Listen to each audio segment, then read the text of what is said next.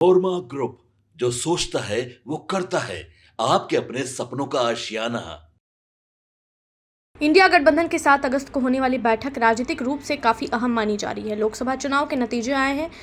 अब 1 साल होने वाला है और विपक्षी दलों के इस गठबंधन ने अब तक कई बार बैठकें की है, लेकिन पिछली बड़ी बैठक 19 जुलाई को हुई थी। अब जब राजनीतिक माहौल एक बार फिर गर्म हो रहा है, तब 7 अगस्त को सभी बड़े विपक्षी नेताओं को एक साथ लाने की कोशिश की जा रही है।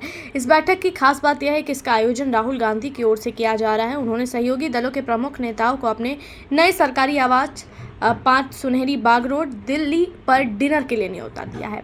यह डिनर सिर्फ खाने पीने के लिए नहीं है, बल्कि आगामी राजनीतिक रणनीति तय करने के लिए है। बैठक में किन मुद्दों पर बातचीत हो सकती है, इस पर नजर डालें तो सबसे बड़ा मुद्दा चुनाव आयोग द्वारा करवाया जा रहा वोटर लिस्ट का विशेष सघन पुनरीक्षण यानी SIR प्रक्रिया है। इंडिया गठबंधन के नेता इस प्रक्रिया को लेकर शुरू से ही नाराज है। उनका आरोप है कि चुनाव आयोग केंद्र सरकार के दबाव में आकर गरीबों, वंचितों और खासकर मुस्लिम समुदाय के लोगों के नाम वोटर लिस्ट से हटाने की कोशिश कर रहा है। इसी को लेकर संसद में भी इंडिया गठबंधन के सांसदों ने मानसून सत्र के पहले 2 हफ्तों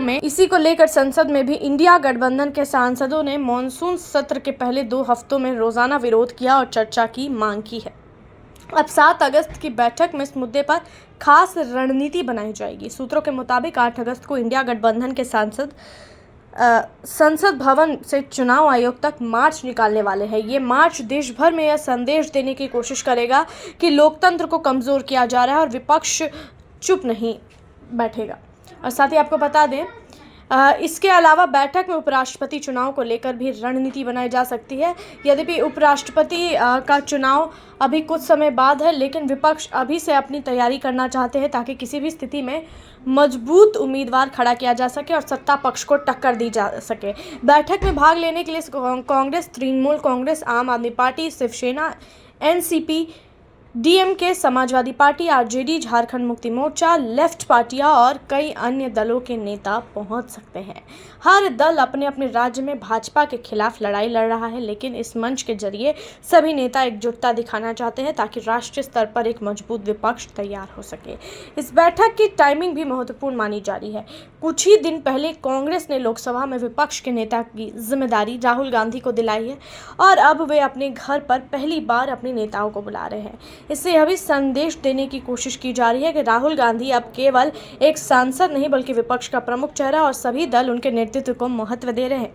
बैठक में यह भी तय किया जा सकता है कि इंडिया गठबंधन राज्यों में कैसे आगे बढ़े। कई राज्यों में विधानसभा चुनाव आने वाले, जैसे महाराष्ट्र, झारखंड, हरियाणा, कलकत्ता, वहां सीट बंटवारे और एकजुट प्रचार की रणनीति भी बन सकती है। गठबंधन में शामिल कुछ दलों के बीच हाल में थोड़े मतभेद भी देखे गए हैं, जैसे आप और कांग्रेस के बीच दिल्ली पंजाब को लेकर।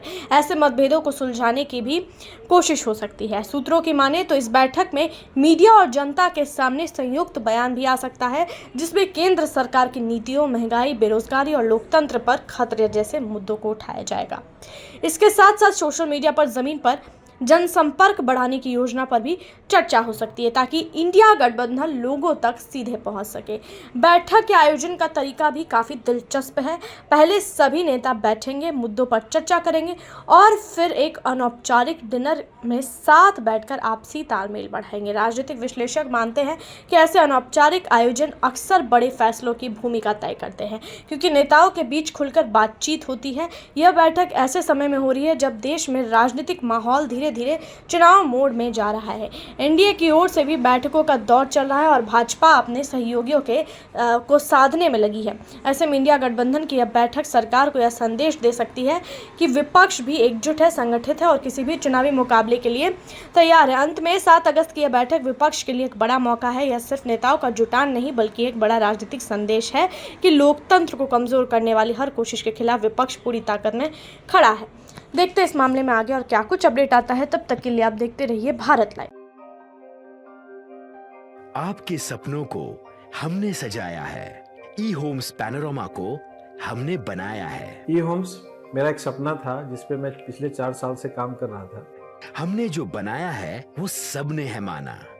ई होम्स पैनोरमा में हो आपका भी आशियाना।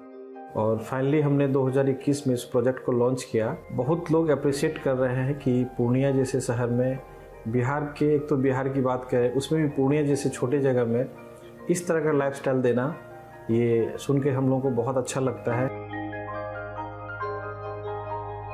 ई होम्स में हमने कुछ और भी किया है, जैसे हम जिस जगह में रह रहे हैं हमारे फैमिली सिक्योर हो, उनको सिक्योरिटी का ध्यान में रखा है।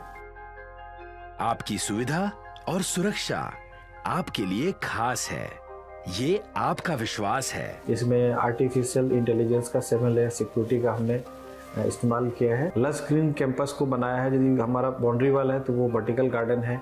ये जितनी भी फैसिलिटी होता है एक इंटरनेशनल टाउनशिप में, ई होम्स है, ये हम लोग विश्वास नहीं कर पा रहे हैं। जो भी हमारे मित्र दोस्त या जो भी हमारे बाहर के बाहर आते हैं तो हम लोगों को बहुत अच्छा सुनने को मिलता है और बहुत अच्छा क्रेडिट मिल रहा है। वो सारा हमने सिर्फ एक बिल्डिंग नहीं बनाया, हमें एक बहुत अच्छा लाइफस्टाइल दिया ई होम्स में, और मेरा एक सपना था जिसको मैं आज फुलफिल होते हुए देख पा रहा हूँ। ये आपका आवास है।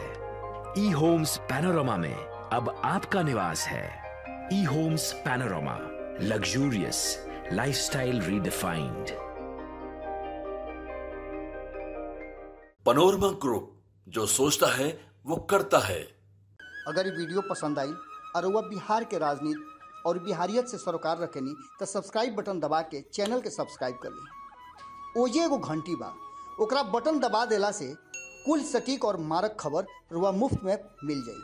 अगर रुआ पत्रकारिता के हमनी के नया प्रयोग में सहयोग कर चाहतानी तो ज्वाइन बटन दबा दी। पेटीएम नंबर नोट कर ली